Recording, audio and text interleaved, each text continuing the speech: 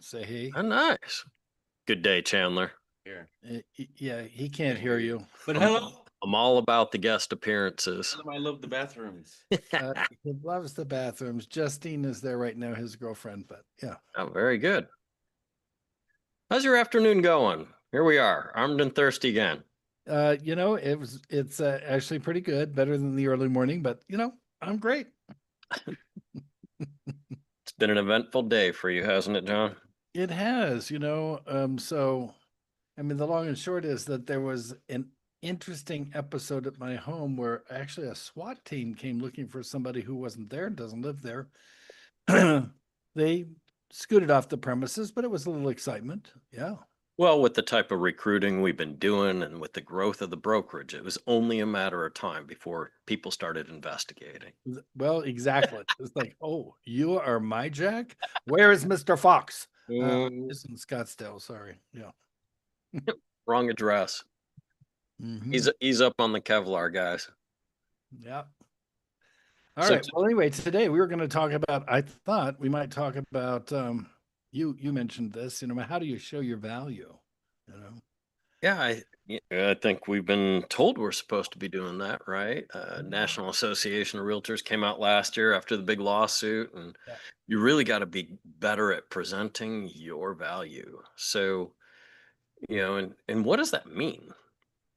Honestly, like, what does that mean to people? And how have brokerages gone about teaching agents that work for them, coaching them through the ability to demonstrate and convey their value?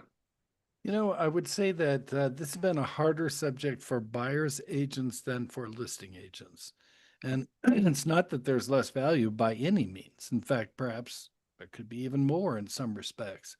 But because of the history of the real estate industry, listing agents had to show their value to get a listing, whereas buyers agents pretty much just picked up buyers and went to open houses and, and said, "What are you Wait, looking for?" wait.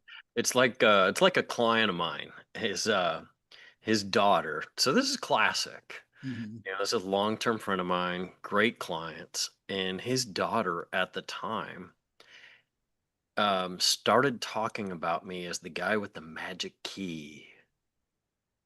I The had guy the with the magic key, the guy who could get us into homes, right? That was, in her eyes, that was my value. I had the magic key. Okay, so this has been a sort of an ongoing discussion for me for decades.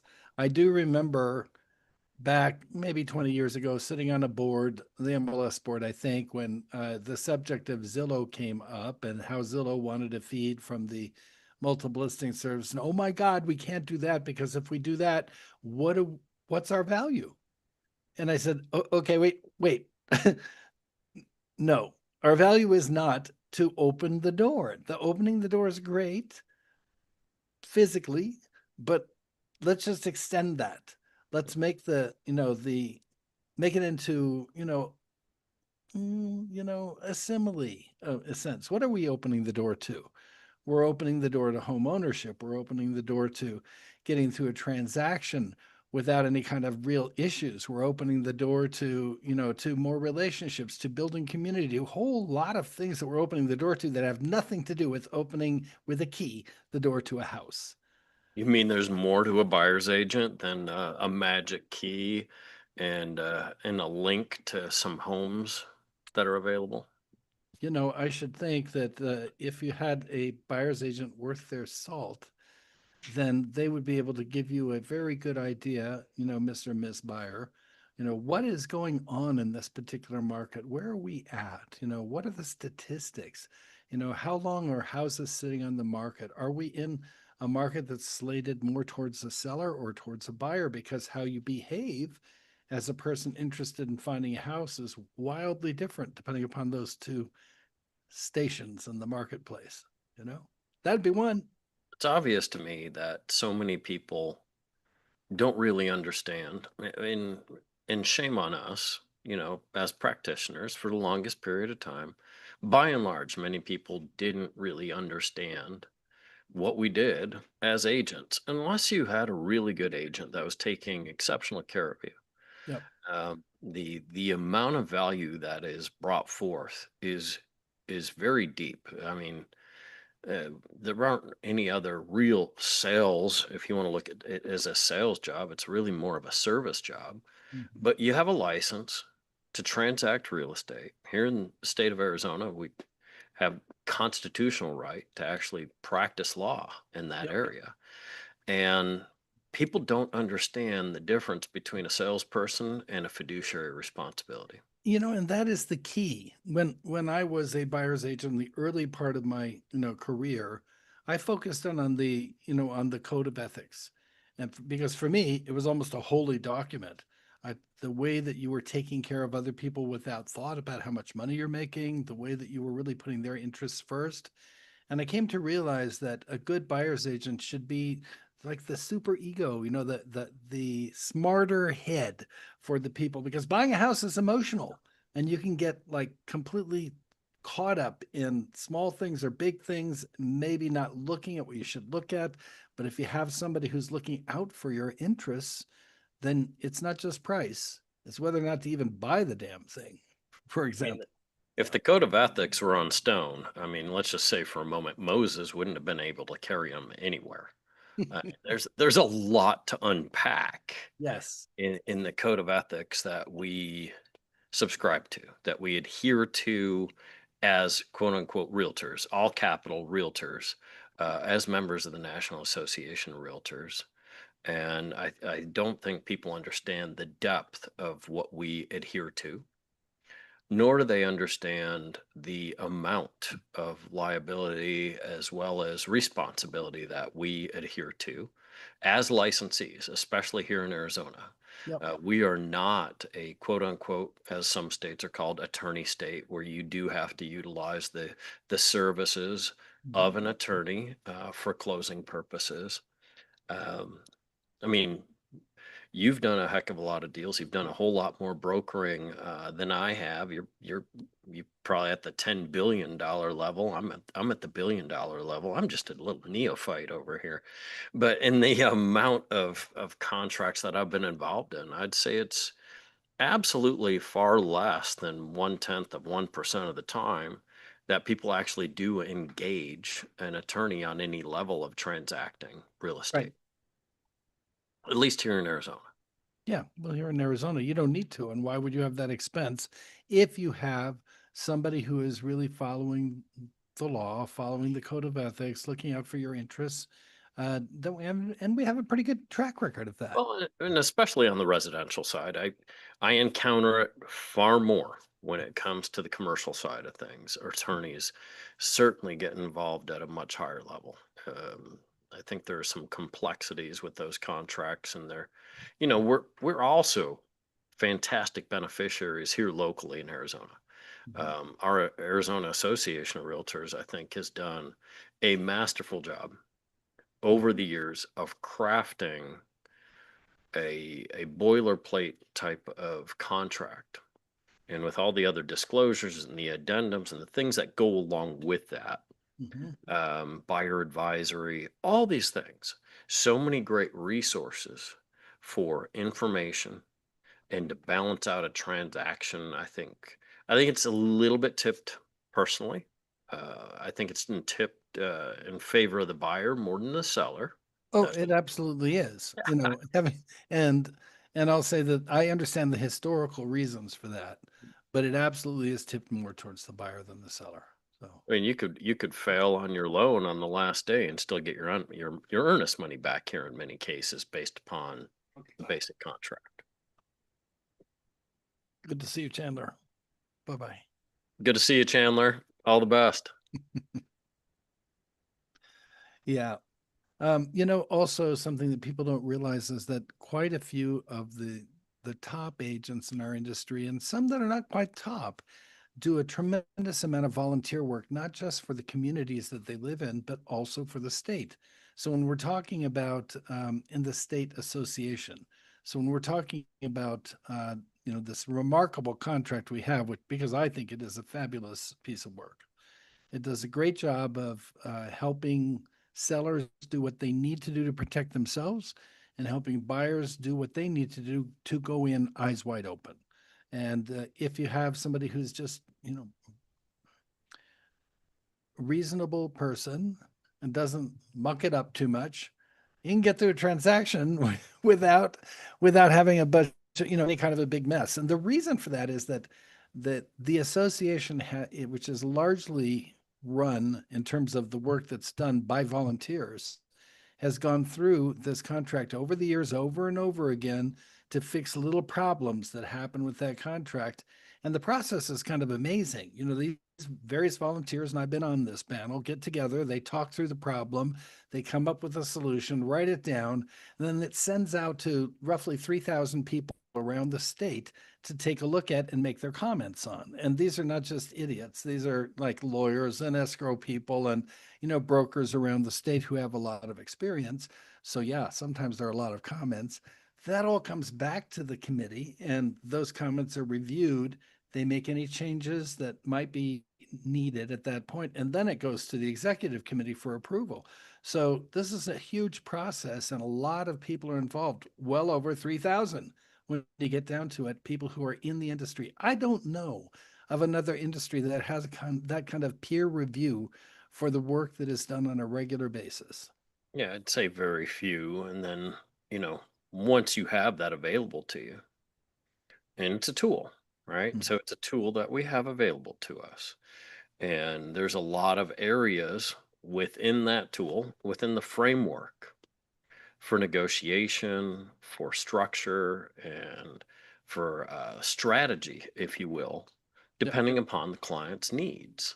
Mhm. And I think that's one of those extreme values that when you're working with a very skilled professional, they know how to use that contract, if you will, that tool to really navigate things to the client's highest advantage by informing and including the client in all the decision making along the way, providing the options, if you will, the pros and cons of the options that are available to them, and then following through with that client's needs depending upon what their goals are, what their situation is, and what's most important to them. And again, it's not a tool that doesn't have any flaws to it. It's not a tool that, if used inappropriately, doesn't have some repercussions. And you really have to be a tremendous practitioner to use it at the highest level, in my opinion.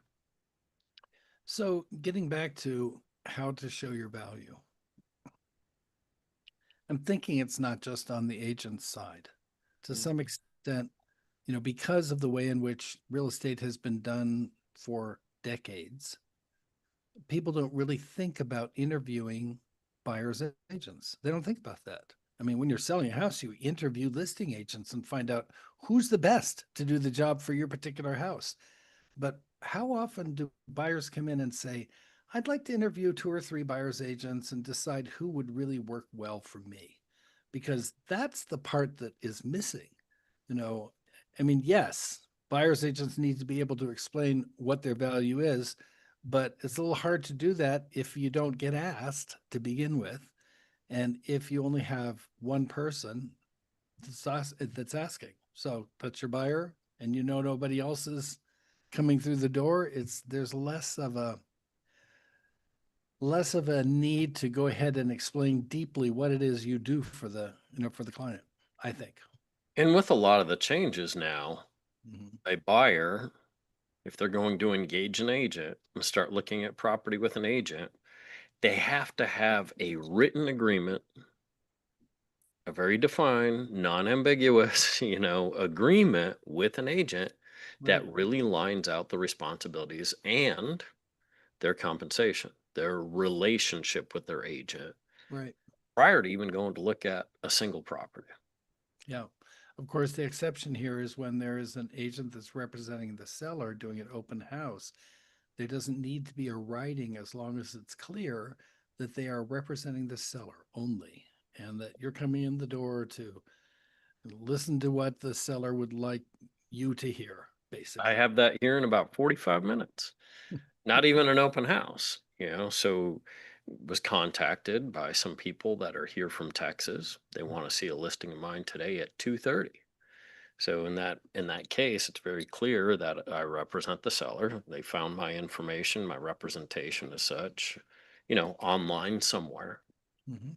and they want to take a look at this property. So I'll be Those meeting are them the there those are today the at tricky questions though, right. Because if they say to you, we bought bunches of houses over in Texas and we don't really need a buyer's agent. We would like to save some money and by by representing ourselves. I think that's a questionable way to proceed.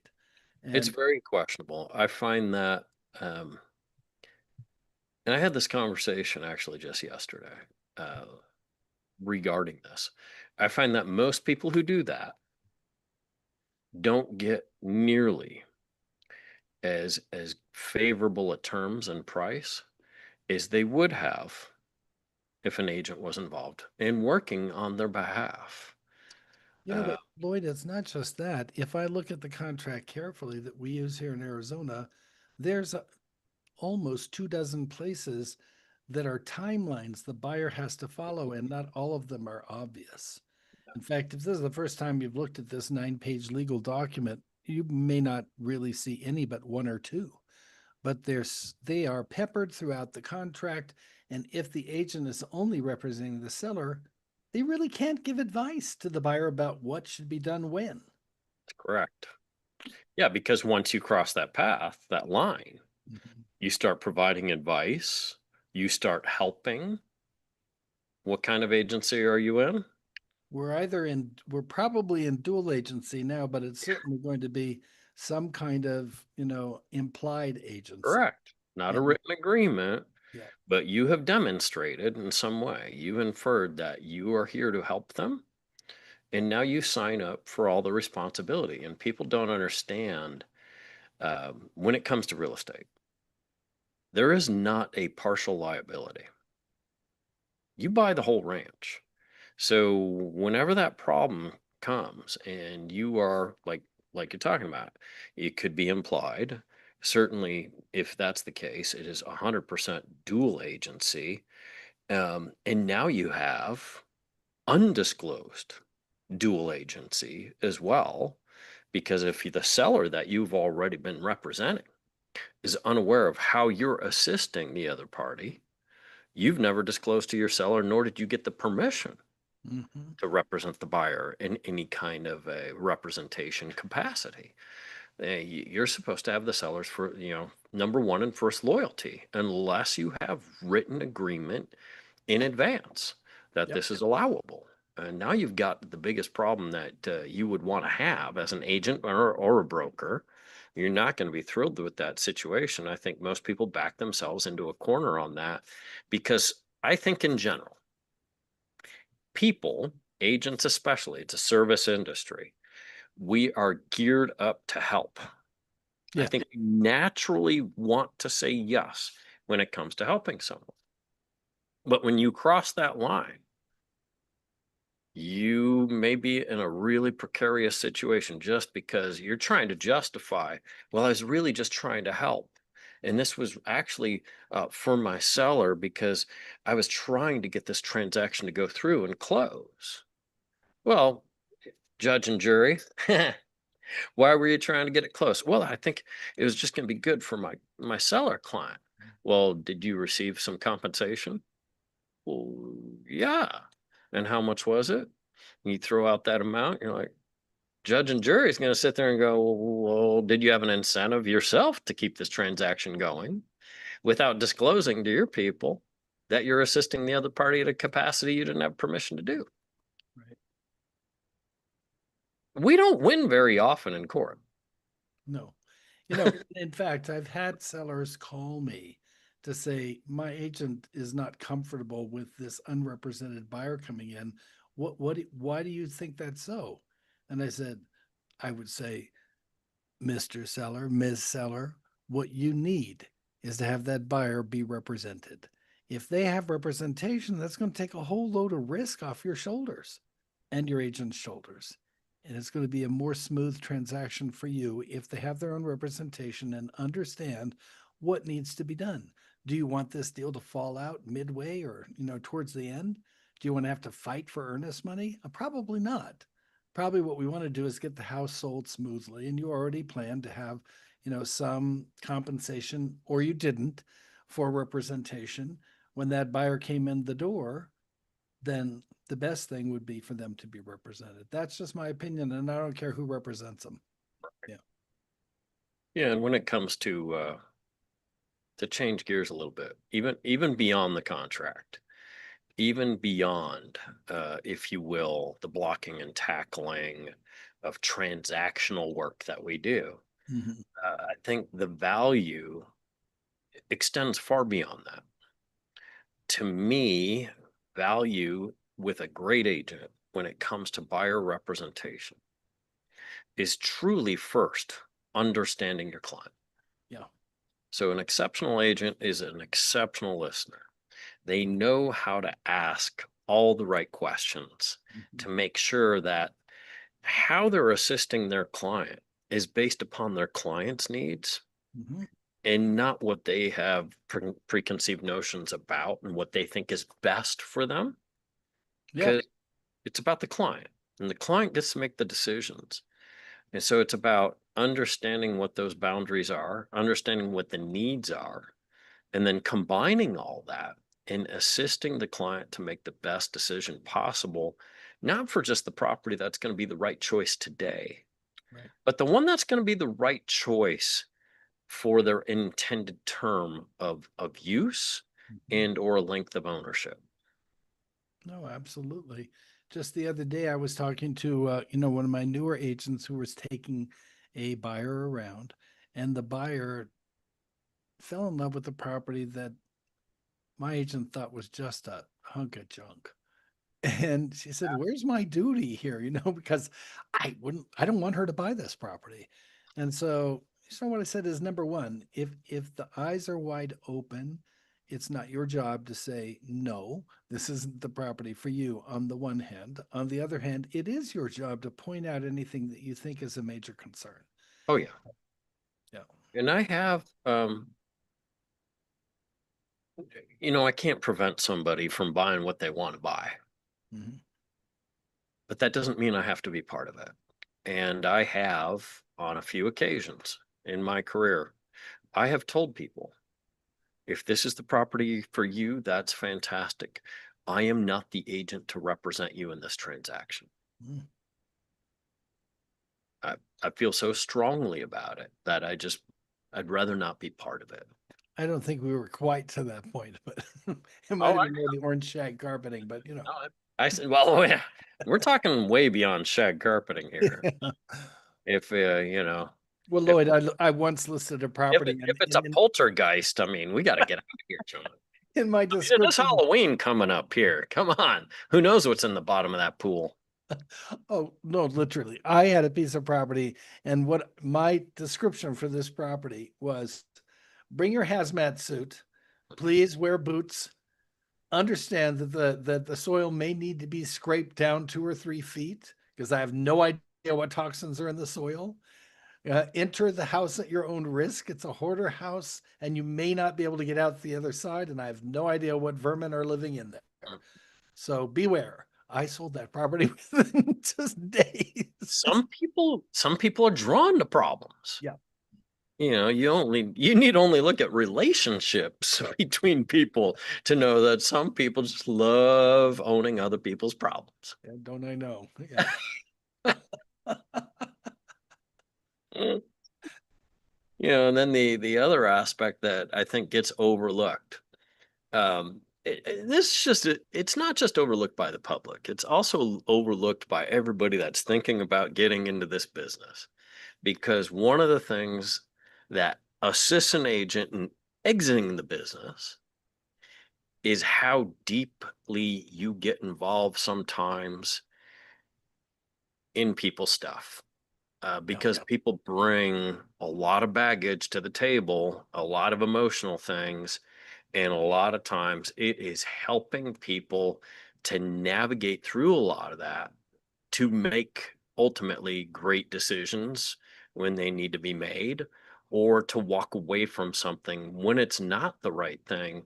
And that's a different level of skill to Yes. help people through those times, because we've all dealt with some of this. If you've been in this business for any period of time, you will certainly find yourself all the characters with things like buyer's remorse, or the couple that's not in agreement on the choice of place, the parents sometimes that enter the decision making process but they're not on the contract. Or I mean, there's a lot of dynamics, social and personal relationship dynamics, that we deal with on a daily basis. It's true. I don't know how you demonstrate that value rather than Oh, just doing it. Yep. I think a lot of it is really just being able to speak to people. And I really think listening to the client, I think they're going to get a feel whether that you're going to be there for a lot of that. When it comes to dealing with sellers, one of the things is I always talk about is when there's bad news, it's not going to be a text. It's not going to be an email. Expect there to be a conversation and maybe even a face-to-face meeting. If it's bad enough, it should be face to face. Yeah. Yeah, absolutely. The talk you had about buyers brought up something for me. There's this old it's almost a meme in the real estate community where people say that buyers are liars. And Sellers or yellers. Is that where yeah, you're going to say? Is that where you're going here? no, what I'm going is that part of the job of a real estate agent, in my opinion, is to listen to the buyers carefully, because most buyers have in their mind what it is they think they should get. Oh, we should have a view, we should have a pool, we should have this, we should have that. And then it turns out they buy something that has no view, no pool, and or whatever else. Mm. And the reason is because that's in the brain, but the decision to buy a house is often coming from the heart instead. They run into a house that has nothing to do with what they were looking for, and they fall in love. And once they fall in love, then it's really important for the buyer's agent to help them think things through and move through the transaction appropriately. But where I'm going with this is Are you when telling me people, people are motivated by emotion more than logic? Is that what you're about to tell me, John? that would be most people, not everybody, but yeah, most people. And then sometimes when it's the logic, everything has to line up, and that will never happen. So, Well, have you ever worked with an engineer? okay, first, my father was an engineer. So, Please, I love my engineer clients. I love all of you people and your spreadsheets. You're wonderful. Uh, as long as all the planets line up properly and the property is in absolutely pristine shape, we're going to be just fine. But if not, we're going to have some issues. yeah. So anyway, my point was really that in listening, you're trying to listen to what is really coming from the client rather than the words that are coming out of their mouth. And that might help guide you as a buyer's agent to help them find the house they really want. Yeah. No doubt. Yeah, and a lot of these journeys are, if you will, longer journeys than people understand, because a lot of times, I'll get the client that says, well, you're going to get paid X, and you're going to get what if we find a place on our first time out? Okay. Or the seller that says, well, what if it sells in the first weekend? Okay. Well, none of that's Hey, really glory be, should that happen? Yeah, and none of that's really true. yeah. Um, because even if they've identified, if you will, the proper place or the right place on the first time you go out, or if you're fortunate enough, especially in today's market, a lot of people out there should feel we were very fortunate if we got a great offer our first weekend out of the gate. But we know that there's a long road ahead. There is so little is yet to be done, between inspections, negotiations. It's not just about getting an offer. It's not just about making an offer. It's the entire journey all the way to close. And oh, by the way, if along that path, that's not the right property or that's not the right buyer and they cancel, guess what? We get to do this all over again. Correct. And my compensation at that point, last time I checked, does not go up, Zero. right? It does not go up. So, there's it goes both ways. I'm not getting paid to do this 3 times, but if we got to do it 3 times, we're going to do it 3 times. I saw some post about the DOJ thinking that agents should be paid hourly, and I thought, oh my God, what a boon that would be for us. Yeah, for a lot of people. Yeah, I mean, not What- if you're selling $2 or $3 that million would- homes a year, but on the other hand, Sadly, that would put a lot of undue pressure, quite frankly, on clients. Like, oh my God, if we cancel, we got to start paying them again to do X. I don't know if I want to do that. Quite frankly, some people aren't going to want to do that. So they might just adhere to the contract, finish it out, even though it's not the property for them. So I hope we don't get to that point. I'm I'm not sure looking there's for some out there that do that, but good luck. Good luck. I think that compromises a lot of the sanctity, if you will, of the relationship. Um, and then if I can get paid, there are going to be people out there. Hey, I might encourage them to cancel this contract because I get paid to do this all again. There are some people out there that don't always. So Lloyd, Go ahead. think about it and tell me. Think about your worst buyer. Let's put it that way. How many worst means it just took you forever to get them in contract? How many deals blew apart? How many offers were written? I mean, Well, no, I wouldn't even call them my worst. And there's several that I could put in this category that it wasn't. I wouldn't say it's my worst, but maybe challenging. I can remember the first boom when it happened, and I had the most lovely couple, wonderful people, but they needed assistance with closing costs. And we were writing offers left and right. And we went on a magical odyssey. 15, we wrote 15 offers on 15 different places until they were finally able to get a place under contract. And they were exhausted. They probably I know he was done. He was ready to give up and just say, forget it. We're just going to be renters forever. His wife was a lot stronger on the no, we are not going to be defeated. Very positive individual. And it wound up working. And I told him, I'm in this for the long haul, as long as it takes for you to get a place that you truly like. Because my biggest fear is they were just going to take something just to take something. right. And we saw some of those. Oh, we saw a few of those. Real award winners. Yeah. Some interesting stuff. The top number, James Moffat today asked me, he says, what's the top number of houses that you've shown to a buyer? I said, actually, it's just slightly over 100 homes. And I have one of those. yeah. And, we stuck with it and eventually he bought a place, but, and we did make a couple offers before we get to the final one. But yeah, the first day he said, I want to live in the foothills in Tucson. I said, great. I'm thinking Catalina foothills. No, Catalina foothills, look at those, but also the Tortolitas and the foothills of the Tucsons and the foothills of the Santa Ritas and the foothills of the Rincons. And are there any other mountains around here?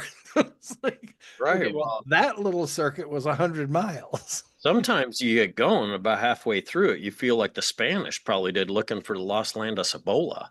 Right. Like, The What- golden city is over the next Now, hill. what are we seeking here? And will we ever find this mythical creature? It's like a Bigfoot. Yeah. I love Yetis. Great coolers. Hmm. What do you have planned for this weekend coming up? Anything? Man, you're the second person that's asked me that, and the events of Because the I'm last always couple in your weeks, it's business, like, right, John? right. So, we work together. I'm very invasive. I always want to know what you're doing. It's always an interrogation. I don't know. I might cook something. I might I might go further afield. I kind of feel like I'd like to take a little walk in the mountains. Oh, nice. So I've been thinking about that. So I might take a little walk about. Mhm. You may inspire me to do the same at some point this weekend. Time to maybe throw on the vest and go for a ruck. Haven't done it in a little while, and a little weighted journey wouldn't be too bad. But we have an Oktoberfest on Saturday, so Nice. yeah, that'll be a great time. Well, this morning the temperature was around 59 or so, and it really made me feel like going to see the leaves and walk through the mountains, the high peaks. I mean, I grew up in Boulder, so I miss the altitude. Very good. Well, hey, thanks again. I think this is probably a great point to wrap up. Yep. Want Hey, thank you to everybody who's tuned in and given me and John here a sliver of your time. Yep. Hope you've enjoyed this. Hope you'll like and subscribe, and I hope to see you again in the future. This is Armed and Thirsty. I'm Lloyd Fox. John, my Jack. We'll see you next time.